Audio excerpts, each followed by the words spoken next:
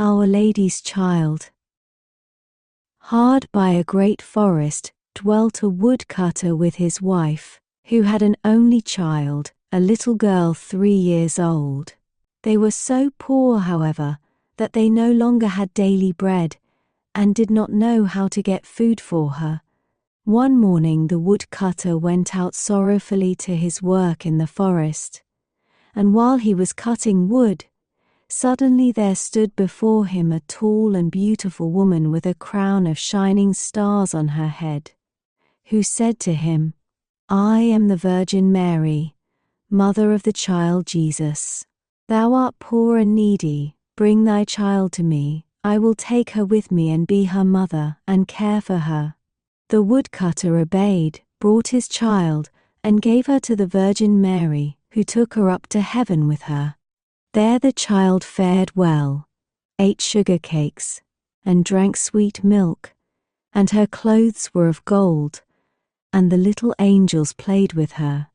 And when she was 14 years of age, the Virgin Mary called her one day and said, "Dear child, I am about to make a long journey, so take into thy keeping the keys of the 13 doors of heaven.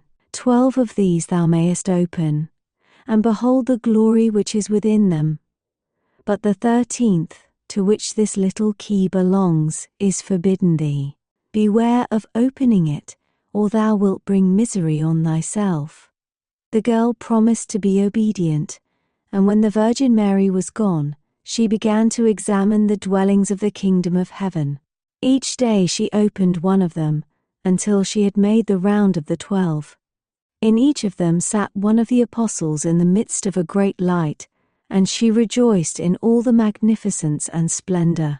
And the little angels who always accompanied her rejoiced with her. Then the forbidden door alone remained, and she felt a great desire to know what could be hidden behind it, and said to the angels, "I will not quite open it, and I will not go inside it, but I will unlock it, so that we can just see a little through the opening." "Oh no," said the little angels, "that would be a sin. The Virgin Mary has forbidden it, and it might easily cause thy unhappiness." Then she was silent, but the desire in her heart was not stilled, but gnawed there and tormented her, and let her have no rest. And once when the angels had all gone out, she thought, "Now I am quite alone, and I could peep in. If I do it, no one will ever know." She sought out the key, and when she had got it in her hand, she put it in the lock, and when she had put it in, she turned it round as well. Then the door sprang open, and she saw there the Trinity sitting in fire and splendor.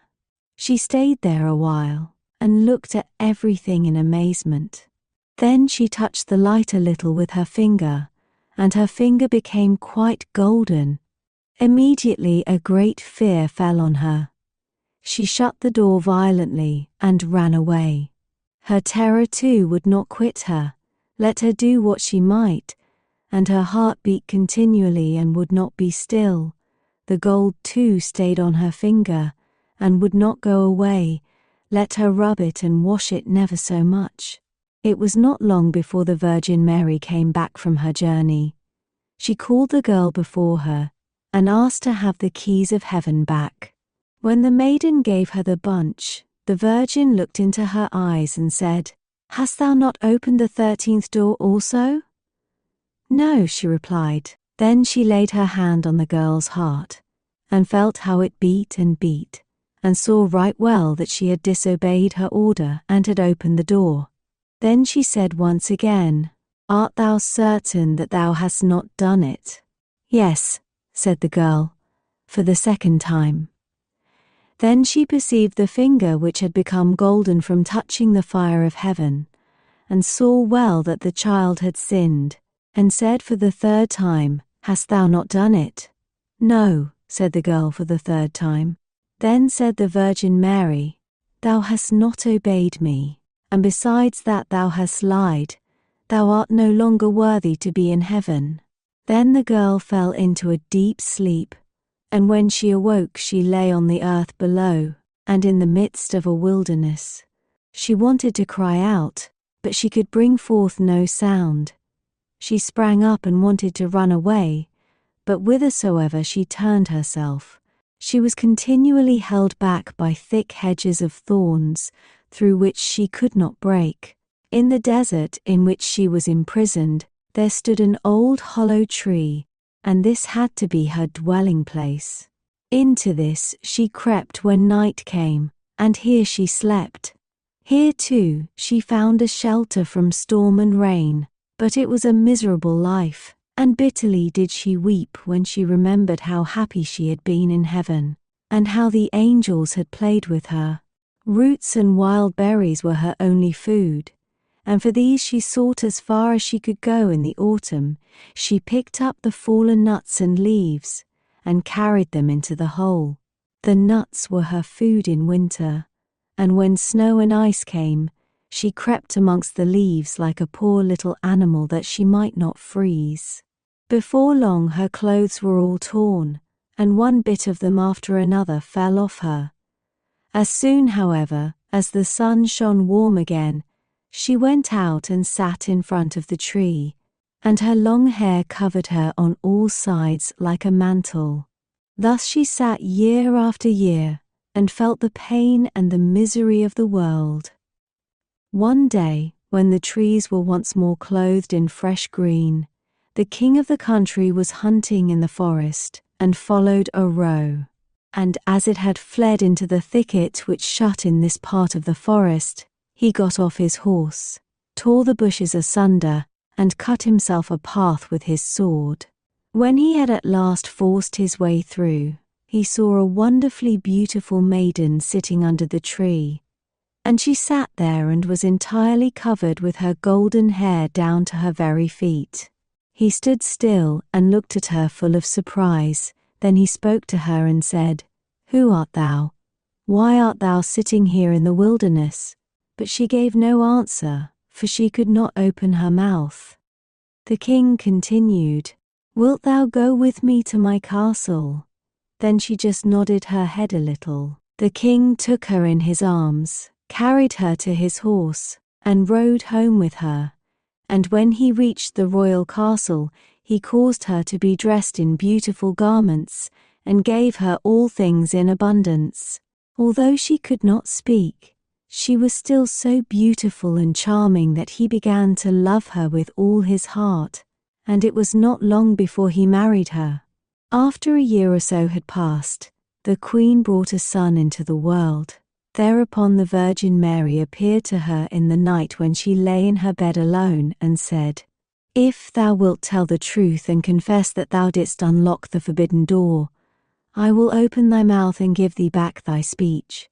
But if thou perseverest in thy sin, and deniest obstinately, I will take thy newborn child away with me."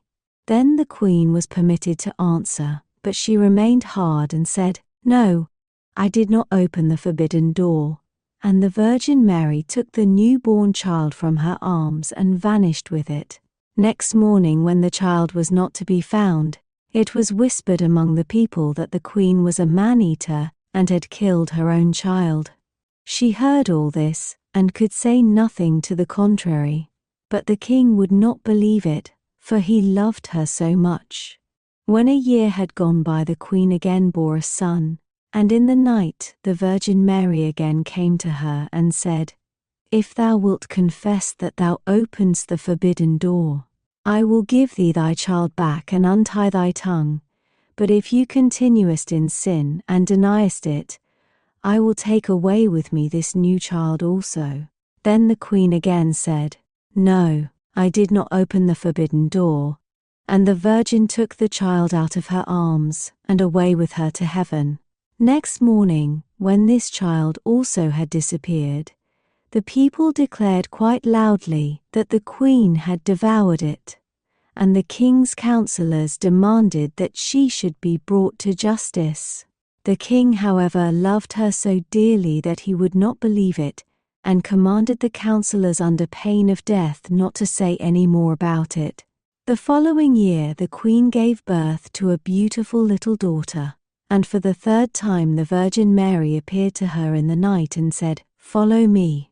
She took the queen by the hand and led her to heaven, and showed her there her two eldest children, who smiled at her, and were playing with the ball of the world. When the queen rejoiced thereat, the Virgin Mary said, Is thy heart not yet softened? If thou wilt own that thou openedst the forbidden door, I will give thee back thy two little sons. But for the third time the queen answered, No, I did not open the forbidden door.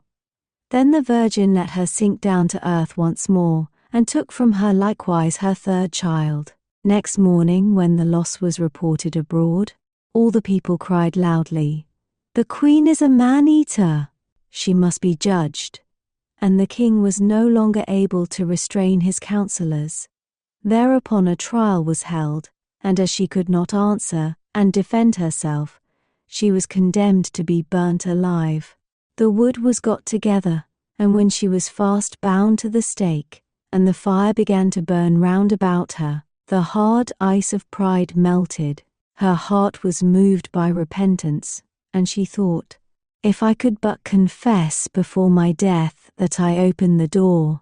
Then her voice came back to her, and she cried out loudly, Yes, Mary, I did it. And straightway rain fell from the sky and extinguished the flames of fire, and a light broke forth above her. And the Virgin Mary descended with the two little sons by her side, and the newborn daughter in her arms.